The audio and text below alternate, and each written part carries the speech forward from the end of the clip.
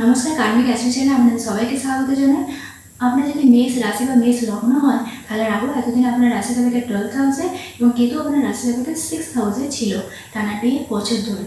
কিন্তু 2025-এ রাহু আপনার রাশি থেকে 12th হাউস থেকে সরে গিয়ে 11th হাউসে এবং কেতু আপনার রাশি থেকে 6th হাউস থেকে সরে গিয়ে 5th হাউসে চলে এসেছে।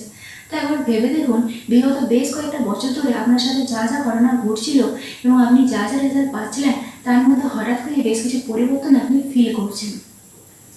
যখন রাহু আপনার 12th হাউসে ছিল, তখন বেশ কিছু পরিবর্তন হয়েছিল এবং এখন যখন আপনি আমার ভিডিওটা দেখছেন, তখন রাহু কিন্তু অলরেডি মুভ করে গেছে। তাই এখন কিছু পরিবর্তন আপনি ফিল করবেন, কারণ তখনের রেজাল্ট এখনের রেজাল্টের মধ্যে বেশ কিছু পরিবর্তন আপনি দেখতে পাচ্ছেন। তাই আমাদের আগে 1.5 বছরের ঘটনাটা জেনে নেওয়াটা দরকার, তবে আপনি চেঞ্জটা বুঝতে পারবেন। কারণ তখন কিছু ভালো ঘটনা আপনার সাথে ঘটেছিল যা এখন চেঞ্জ হয়ে গিয়ে খারাপ হতে পারে, বা তখন কিছু খারাপ ঘটনা আপনার সাথে ঘটেছিল যা এখন চেঞ্জ হয়ে গিয়ে ভালো হতে পারে। তাই আগে 1.5 বছরে কী ঘটনা ঘটেছিল সেটা আমাদের জেনে নেওয়াটা দরকার। প্রথম কথা হচ্ছে, রাহু 12th হাউসে বসে কী কী রেজাল্ট দিচ্ছিল। 12th হাউস হচ্ছে লসেস, আপনার মধ্যে হঠাৎ ব্যয়। রাহু হঠাৎ কিছুকে নির্দেশ করে, হঠাৎ ব্যয়, ইনভেস্ট করে ফেলা, এই ঘটনাগুলো আপনার মধ্যে 1.5 বছর ধরে ঘটছিল। এছাড়া রাহু ভোগ, পার্থিব সুখ, লাক্সারিয়াস লাইফকে নির্দেশ করে।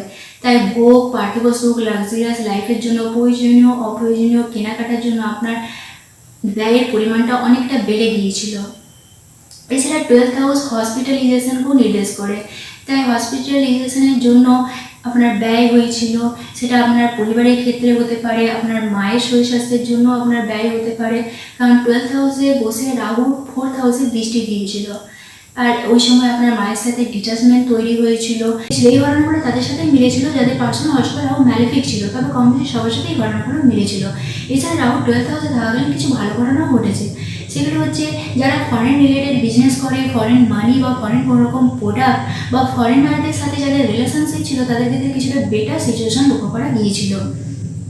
এছাড়া যেটা বললাম, হসপিটাল থেকে ব্যয়, যদি আপনার পার্সোনাল হসপিটাল রাহু ভালো থাকে তাহলে হসপিটাল থেকে আয়ও হতে পারে। সেটা আপনি নিজে ডক্টর হতে পারেন, বা সেই পেশায় থেকে কোনো কর্ম করেন, বা কোনো রকম নেম ফেম হয়েছিল সেখানে, বা সে কোনো ডেথ ক্লেম থেকে হাটকা ইনকাম সেই সময় হয়েছিল। এই জিনিসগুলো সবার ক্ষেত্রে মিলবে তা কিন্তু নয়, তার জন্য আপনার পার্সোনাল হরস্কোপ দেখতে হবে, কারণ এটা আমি জেনারেল প্রেডিকশান করছি, ট্রানজিট প্রেডিকশান করছি। তাই সবার ক্ষেত্রে এটা মিলবে তা কিন্তু নয়, দেখতে হবে কার পার্সোনাল হরস্কোপে রাহু কেমন আছে। এরপর রাহু আপনার 11th হাউসে চলে এসেছে। রাহু 11th হাউসে এসে কী ফল দেবে, অর্থাৎ বর্তমান কন্ডিশন 21শে মে 2025-এ রাহু আপনার 11th হাউসে চলে এসেছে। 11th হাউস হচ্ছে প্রাপ্তির হাউস, শুধুই প্রাপ্তি প্রাপ্তি প্রাপ্তি, মনের সুপ্ত গুপ্ত কামনা, ইচ্ছা, বাসনা ফুলফিল হওয়ার সময় চলে এসেছে। এত বছর পর রাহু আপনার ভাগ্যের দরজায় এসে দাঁড়িয়েছে। এই দরজার ভিতরে ভালো খারাপ সমস্ত কিছুই আছে, ডিপেন্ড করছে আপনার উপর, আপনি ভালোটাকে সিলেক্ট করে আপনার জীবনে নিয়ে আসছেন নাকি খারাপটাকে সিলেক্ট করে আপনার জীবনে নিয়ে আসছেন। এখানেই আছে সাবধানতা, কারণ রাহু একটা ন্যাচারাল ম্যালিফিক প্ল্যানেট, রাহু একটা অতিরিক্ত প্ল্যানেট, রাহুর মধ্যে কোনো তৃপ্তি নেই, আরও চাই আরও চাই আরও চাই, এই ব্যাপারটা রাহুর মধ্যে থাকে। তাই আর 11th হাউস হচ্ছে লাভ, লাভ যখনই করে তখনই মনের মধ্যে লোভ আসে। তাই আপনাকে এই দিকটা খেয়াল রাখতে হবে যে অতিরিক্ত লাভের আশায় মনের মধ্যে লোভ আসা চলবে না, কোনো কিছু ভুল কাজ করা চলবে না এই সময়। কারণ রাহু 11th হাউসে সারা জীবন থাকবে না, মাত্র 1.5 বছরের জন্য থাকবে। এই 1.5 বছর ধরে রাহু শুধু প্রাপ্তি প্রাপ্তি প্রাপ্তি ঘটাবে। এই সময় যারা ভালো কাজ করবে তারা পরবর্তীকালে ভালো রেজাল্ট পাবে। কি না হলে আপনি একটা জিনিস খেয়াল করে দেখবেন, একটা জিনিস লক্ষ্য করে দেখবেন, রাহু যত জনেরই জীবনে প্রাপ্তি ঘটিয়েছে তত জনেরই ডবল তুলে নিয়ে গেছে। যারা ভালো প্রাপ্তিগুলোকে খারাপে রূপান্তরিত করেছে, যারা লোভের বশবর্তী হয়েছে, মোহের বশবর্তী হয়েছে, তাদের ক্ষেত্রে রাহু ডবল তুলে নিয়ে চলে গেছে। এক্ষেত্রে কিছু রেমিডিও আছে। এই রেমিডি দামি দামি তাবিজ, কবচ, স্টোন নয়, এটা স্বাভাবিক রেমিডি। সেটা হচ্ছে, রাহু যে প্রাপ্তিটা ঘটায় সেটা হঠাৎ প্রাপ্তি। হঠাৎ প্রাপ্তি মানে কোনো রকম পরিশ্রম না করে একটা ফাটকা ইনকাম। এই ফাটকা ইনকামের কিছু লভ্যাংশ আপনি যদি ডোনেট করে দিতে পারেন, তাহলে এটা হচ্ছে আপনার সুকর্ম। এই সুকর্মের জন্য রাহুর যে নেগেটিভ এফেক্ট আছে সেটা কেটে যাবে, অর্থাৎ পরবর্তীকালে আপনি রাহুর প্রাপ্তি থেকে বঞ্চিত হবেন না। তাই এই রেমিডিটা করে দেখুন, দেখবেন আপনি ভালো ফল পাবেন। এছাড়া 11th হাউস হচ্ছে সোশ্যালিজম, বড় দাদা দিদি বন্ধু বান্ধবকে নির্দেশ করে। এই সময় সোশ্যালিজমের মধ্যে আপনার অ্যাটাচমেন্ট বাড়বে, আপনি সোশ্যালিজম করতে পারবেন, আপনি সমাজের মধ্যে সোশ্যালিজমের মধ্যে আপনার নেম ফেম আসবে, বড় দাদা দিদি বন্ধু বান্ধব আপনার জন্য উপকৃত হতে পারে বা আপনিও তাদের জন্য উপকৃত হতে পারেন, তারা আপনার জন্য হেল্পফুল হতে পারে।